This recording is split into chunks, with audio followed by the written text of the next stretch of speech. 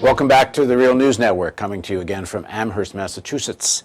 We're at the University of Mass, and we're at the Perry Institute, which is the Political Economy Research Institute, whose co-director is Bob Pollin. Thanks for joining us, Bob. Thank you for having me. So in the first segment of the interview, we were talking, and you were saying that the stimulus package, even though it's not enough, had some real funds for building some green jobs and some transferring to a kind of green economy. But you're imagining something much bigger than that. And this, a lot of people have put the idea of less growth is necessary to save the planet. You're saying actually more growth, but it's a kind of growth. So put some numbers on this. Green growth. What do you envision? Okay, so let's start with the simplest basic numerical exercise, which is if we compare spending money on fossil fuels in the U.S. economy today versus a combination of clean energy investments today. If you spend $1 million, you will generate about 5 jobs per $1 million of spending in fossil fuels, and you'll generate about 17 jobs per $1 million of spending in the clean energy economy. Why? Why? 2 basic factors that actually also have nothing particularly to do with whether it's green or not.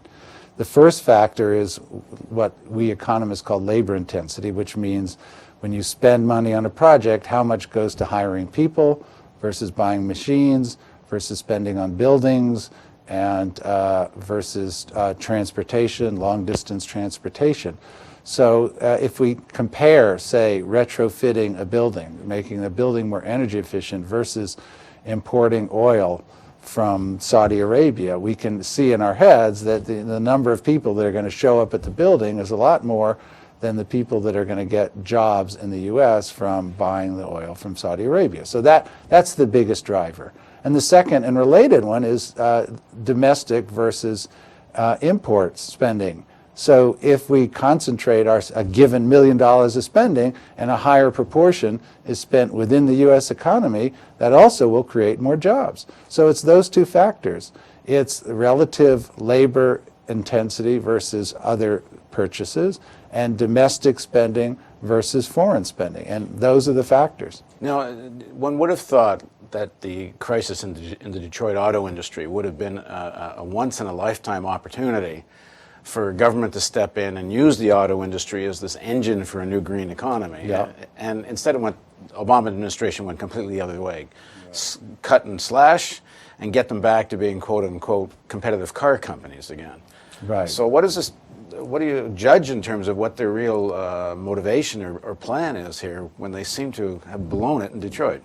Well, they threw money at the problem. They basically threw workers' pension money at keeping the companies alive, and then there was no requirements that the companies hire workers in the U.S., that they could do whatever they wanted.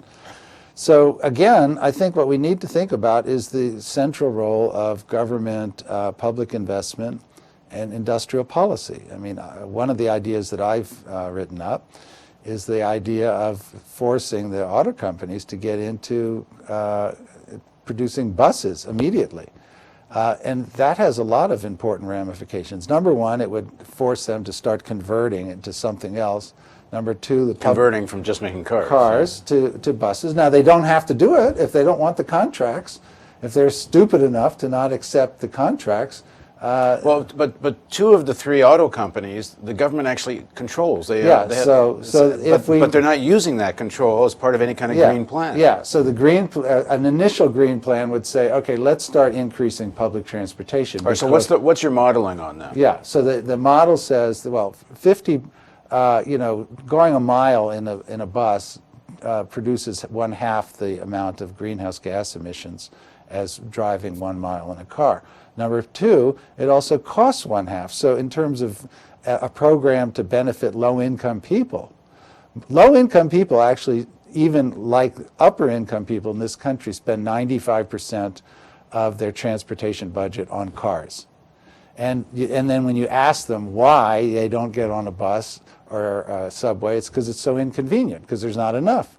So if we do a procurement program to, say, double the number of buses in the streets, then it would be convenient for people, and it would also create, some work that I've done. I estimate that it could generate somewhere an increase of the equivalent of 10% of the auto purchases in the U.S. So it would be an important stimulus. So the idea is the federal government would use federal money, buy buses, and give them to cities? Give them, yeah, or whatever the details are. I mean, like in Amherst, where we're sitting right now, we actually have a decent public transportation system, even though this is a rural, semi-rural area, and the bus system is free. Anybody just gets on the bus, and people use it, and it's popular.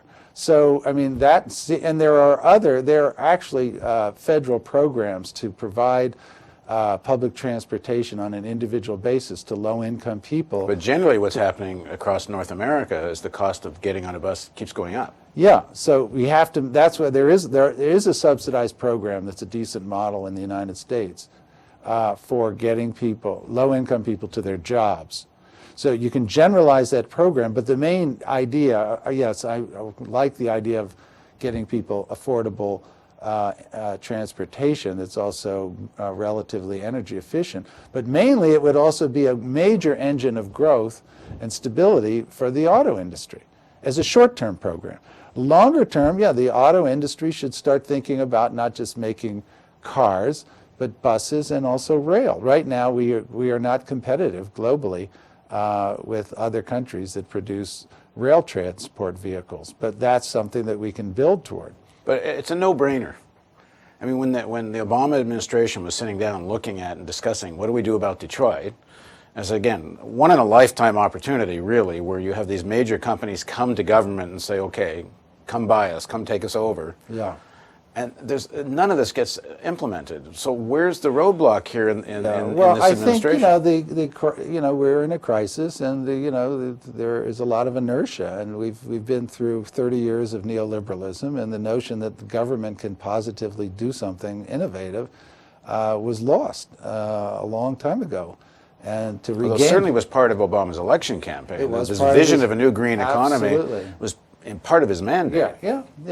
And yeah, in fairness, again, the stimulus program, at least in terms of committing money, is not good enough, but it is a massive commitment in terms of money. $100 billion is a lot of money, given that it was next to zero before that. And working with people in the energy department now, they haven't had the experience in implementing these things as much as they are committed to doing it well. So getting the engine working where these things can really be done, and government capacity matches the needs is itself a challenge. That doesn't mean that the government is off the hook and say, well, then we just keep doing things as usual. Because but this administration seems, in spite of all the right-wing critique of this administration as being socialist and all of this, they actually seem very wedded to a private model, to the point that they actually don't seem to be able to kick off a real green program outside of the stimulus package is still pretty modest, even if it's more than before. Yeah, well, it's certainly not a vision of a whole new green economy. Yeah, well, I think that there is so much momentum in the streets, and so we have to mobilize that and keep putting pressure. And we can't expect Obama or anyone else in the administration to lead the development of a green economy. We have, in this region, there is intense interest, including here at UMass.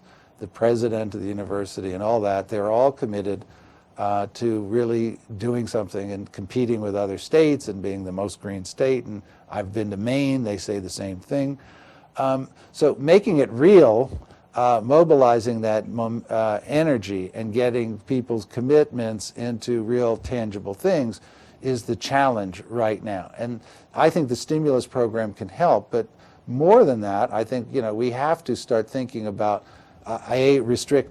seriously restricting fossil fuel emissions, and that's the new bill that's before Congress. That's the Waxman-Markey with cap and trade. Again, there's a lot of things wrong with it. But for this to really kick this off in a time frame that's meaningful, doesn't the government have to directly get involved in these programs, like hire people directly? You can't just keep seeding the private sector and having carrots out that the private sector should do something. That's right. If we're talking a 10, 15-year window of decisive action, And the government's got to get in there with both feet, but this administration seems very susceptible to this pressure of too much government. I think they are, and I think that's they're capturing the residue of 30 years of neoliberalism in which people were committed to the idea that, you know, the government is the problem.